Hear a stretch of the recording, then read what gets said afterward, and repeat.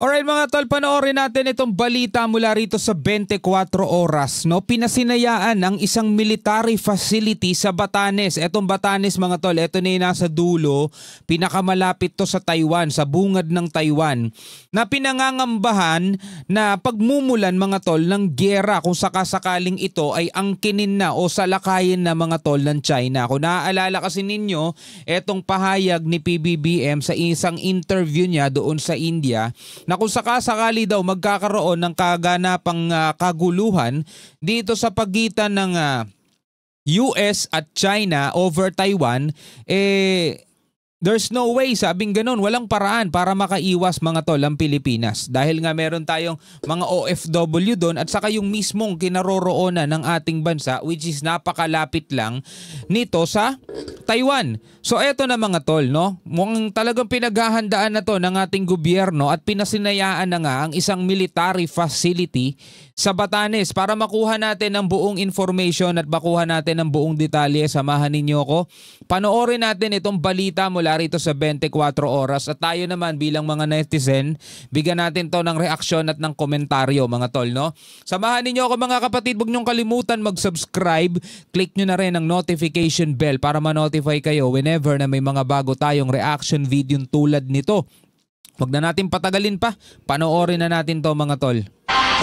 Pinasinayaan na isang military facility sa Batanes sa bungad ng Taiwan na pinangangambahang pagmulan ng gyera sakaling angkinin na ito ng China. Tandaan niyo mga tol, meron pang kumakalat ngayon na mga balita, propaganda at ito'y sinagot na, no, dinenounce na mga tol ng NMC o ng National Maritime Council yung pahayag mga tol ng China na di umano etong Batanes ay bahagi din daw ng kanilang teritoryo.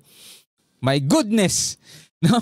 So ngayon tayo mga tol, meron tayo ritong bagong military facility sa Batanes yan, which is sinasabi ng China na bahagi rin daw ng kanilang teritoryo, no? Tuloy natin. Nakatutok si JP Soriano. Ito ang Forward Operating Base o FOB ng Pilipinas sa Mahataw, Batanes. Sa dulong hilaga ito ng Pilipinas na napakalapit lang sa Taiwan. Ang military facility na ito pwedeng maging temporary o semi-permanent installation para suportahan ang tactical military operations ng AFP. At sakaling mangyari ang pinangangambahang banta ng paglusob ng China sa Taiwan na itinuturing nilang probinsya, malaking tulong ang pasilidad para matiyak na masusundo ng ligtas ang mga Pilipino roon. Again mga tol, ayon sa ating mga otoridad, ayon sa DFA, hindi tayo sumusuporta sa Taiwan bilang isang independent sovereign state, no? Sinusunod daw natin mga tol ayon sa DFA etong tinatawag na One China policy. So ang tanging reason natin mga tol kung bakit tayo makikisali o kung bakit tayo mai-involve dito sa pwedeng mangyaring kaguluhan ay hindi para ipagtanggol itong Taiwan. Okay? Hindi para magpadala ng sundalo doon at maikipaglaban sa China para ipagtanggol ang Taiwan. Hindi ganun yun.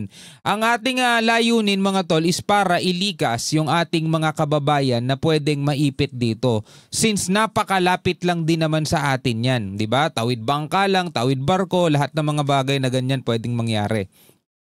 May naging pag-uusap nga nitong nakaraan dito sa Senado, di ba?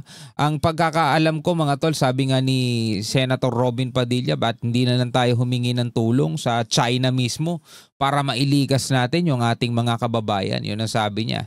Tapos may mga nagsasuggest naman, edi humingi tayo ng tulong sa mga Amerikano para ilikas yung ating mga kababayan doon. Well, yun naman mga tol ay napakadelikadong part kasi kung magkakaroon nga ng paglalaban ng Amerika at saka China over Taiwan, kung ang Amerika ang maglilikas mga tol sa mga kababayan natin, baka talagang punteriyahin sila, tirahin sila. Yun ang problema doon.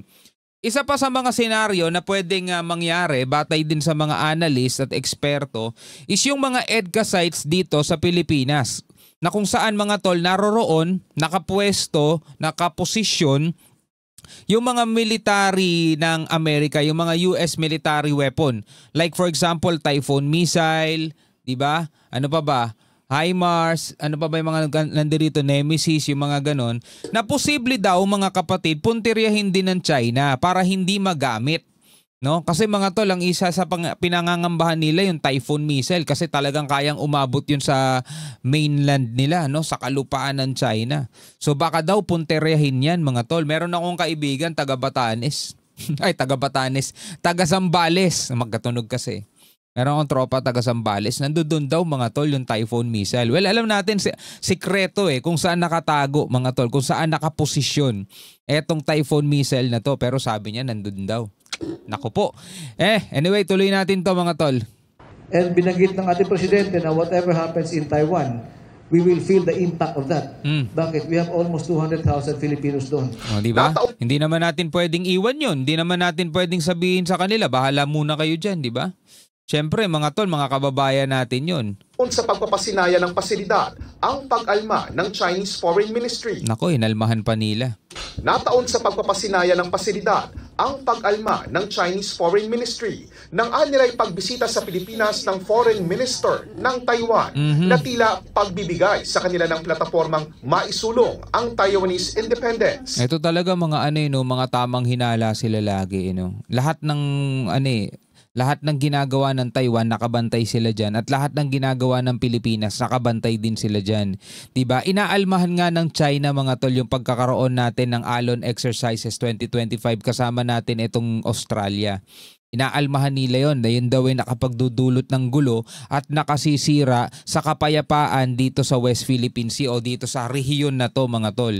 Diba? Ngayon, yung pagbisita naman ng Foreign Ministry nung Taiwan, parang iniisip nilang sinusuportahan na rin natin mga tol etong independence ng Taiwan. Kasi nga mga kapatid, ang Taiwan ay kinikilala nilang probinsya nila and there's only one China. Yun ang sinasabi nila kaya nga one China policy Pero giit ng ating DFA, tumatalima ang Pilipinas sa One China Policy at wala raw opisyal mula sa Taiwan na miyembro ng isang delegasyon ang kikilalanin ng Pilipinas. Habang nakaantabay ang Pilipinas sa tensyon sa pagitan ng Taiwan at China, tiniyak naman ng Malacanang na aktibong tinutugis ng National Security Council ang mga di umano'y Chinese sleeper agents na sangkot umano sa mga paniniktik sa ating gobyerno. Diba?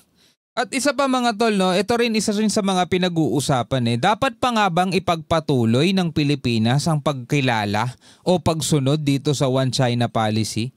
Kasi hindi rin naman tayo nire-respeto no? Ano sa tingin nyo? Ano masasabi ninyo doon? Comment nga kayo sa ibaba mga tol. Kailangan pa bang sumunod ng Pilipinas dyan sa One China Policy na yan? Kasi masyado tayong sumusunod sa kanila pero sila naman di naman tayo ginagalang. Well, nabigyan na natin ng reaction yan mga tol. Diba? Hindi man natin gusto ang realidad pero yan ang realidad Kung sino makapangyarihan at kung sino mahina, magiging sunod-sunuran talaga. At nagdadala ng matinding banta sa seguridad ng Pilipinas. Tapos napakarami pa ng mga espiya ng China rito sa Pilipinas na ang sabi nga sa mga report, mga tol, pinaplano daw nilang impluwensyahan ang magiging eleksyon sa 2028. Well, napakahabang bagay nun mga tol. Kailangan muna nilang makuha ang tiwala ng mga Pilipino. Sad to say, 85% ng mga Pilipino, mga tol, diba, ang walang tiwala sa kanila. So hindi nila pwedeng talunin yun. 85% kayang magpanalo ng presidente yun mga tol. 85%. Lalo na sabihin natin 85% ng mga voters, kahit sa iyo na yung 15% hindi ka mananalo, di ba? Hati-hati pa kayo dyan ng mga kalaban mo. Kung merong isang tatakbong presidente na magpapakita ng kanyang dedikasyon para ipaglaban ng ating soberanya at ang ating karapatan at hindi magpapa-under mga tol, 'di ba? Dito sa mga paninindak nitong bansang 'to. We can assure the public that our security forces are actively monitoring and addressing these threats. The government does not take espionage lightly, and we act swiftly when credible intelligence is verified. Wala pang tugon ang Chinese Embassy sa Pilipinas kaugnay sa pahayag ng Malacanang. Para sa GM. Alam niyo mga tol, hindi naman tayo nakikipag-away sa China Sa totoo lang tayo'y nagre-react lang. Yun naman ang lagi nating depense. Hindi tayo gumagawa ng mga bagay bilang provokasyon o bilang paghahamon sa kanila o pambubuyo. Bintang lang nila sa atin yon, akusasyon nila sa atin yon.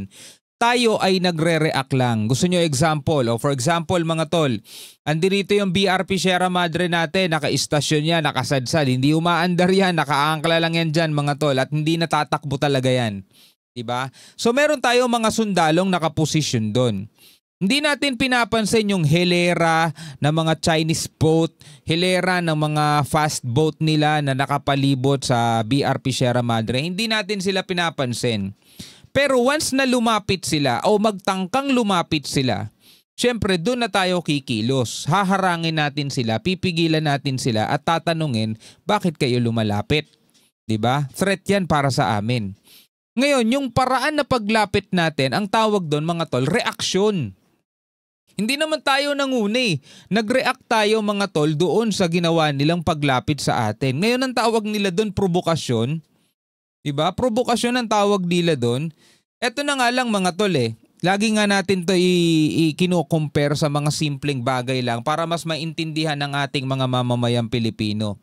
For example, meron kang property.